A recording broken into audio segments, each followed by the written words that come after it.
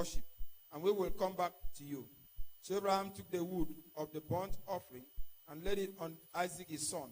And he took the fire in his hand and the knife, and the two of them went together. But Isaac spoke to Abraham his father and said, my father. And he said, here I am. The third day was the day Abraham sacrificed his son. He was about sacrificing his son. Because Abraham already has given himself to the Lord, circumcised himself with his children. Now he has to sacrifice the son. God stopped him from sacrificing the son and renewed the covenant and provided a lamb. God was testing him. The kind of heart, the kind of belief, the kind of faith he has. Not that God was looking for animals to eat the blood of animals or the blood of men, but he was trying to see if Abraham will walk up his faith, because God demanded that he should give him his son, and he should burn the son in the altar. He built the altar and put the child there and about to kill the child, and God spoke from heaven. Then God said, I know now that you know you love me, and provided alternative. If you give God something, if you sacrifice for him, he's not looking for your sacrifice. He's not looking for your money. He has already got money. He said, turn around, look at the lamb. Now I know that you love me. It's third day.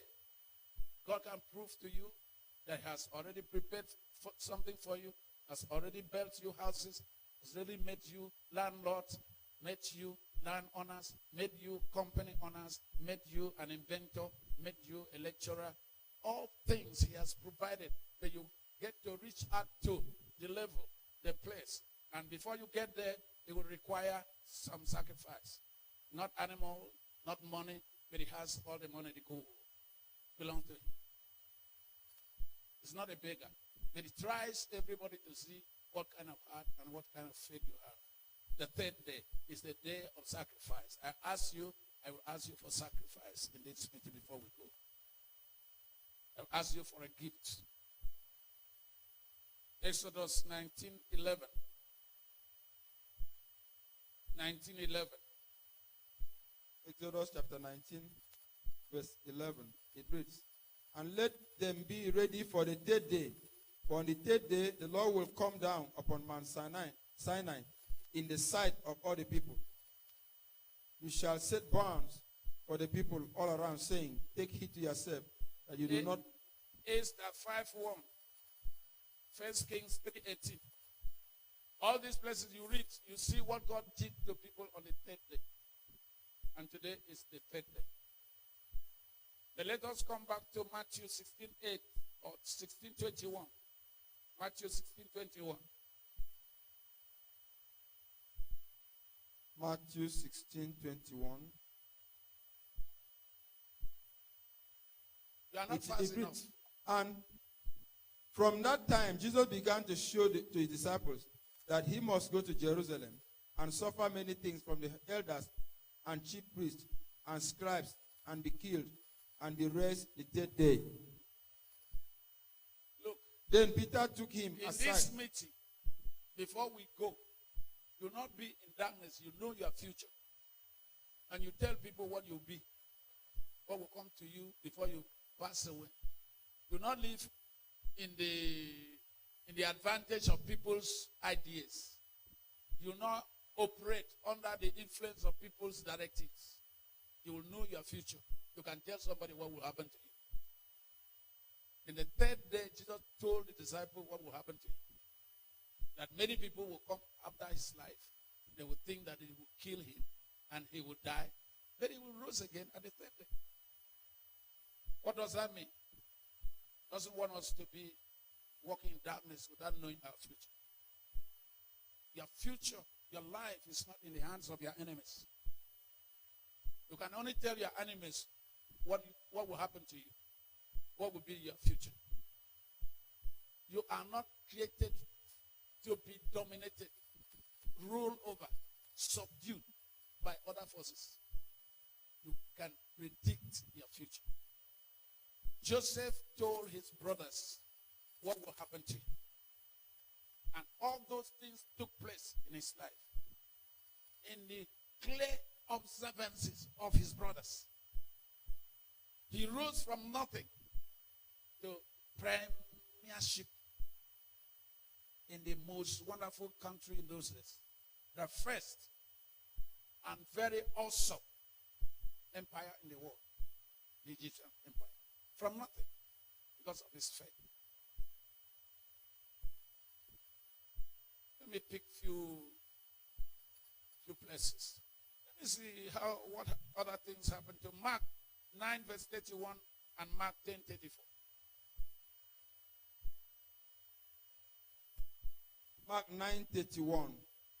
For he taught his disciples and said to them, the Son of Man is being betrayed into the hands of men, and they will kill him, and after he is killed, he will rise the third day. But they did not understand this saying, and were afraid to ask him. Chapter 10, verse 34. Mark 10, verse 34. And they will mock him, and scourge him, and spite on him, and kill him. And on the third day, he will rise again. Luke 13:32 and John 2, verse 1. Luke 13:32. And he said to them, go tell that fox, behold, I cast out demons and perform cures today and tomorrow. On the third day, I shall be perfected. 33. 33, verse 33. 33.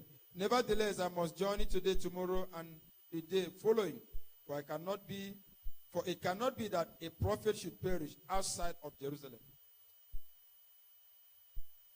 Jesus knew where to die, how to die, and who will kill him. Everything that happened to him didn't happen from the perspective of his enemies. Everything happened because he said it would happen. He wants to make you his child, to know yourself, know your future, and predict what will happen to you. And he will tell you what to do to overcome all adversities in life. And today is the beginning of that education. Amen, amen. No matter who you are and where you come from, read me the last portion, please. John 2, verse 1. John 2, Gospel of John 2, verse 1. Verse 1, John 2, verse 1. On the third day, there was a wedding in Cana of Galilee, and the mother of Jesus was there. Now, both Jesus and the disciples were invited to the wedding. And when they ran out of wine, the mother of Jesus said to him, they have no wine.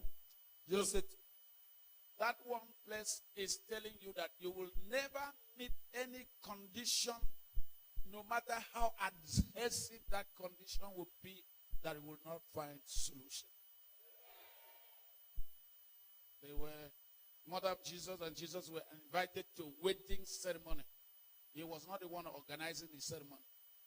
But the mother reported to him that there is no wine. And Jesus turned water to wine. You never met any challenge in this world that will not find solution.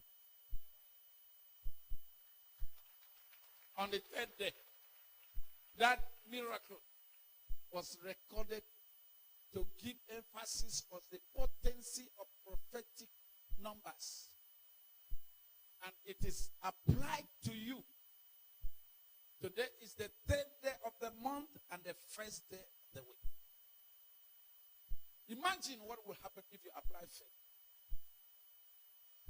Because without faith, it is impossible to please God. Thank you for listening to the first and the third day. Put your hands together.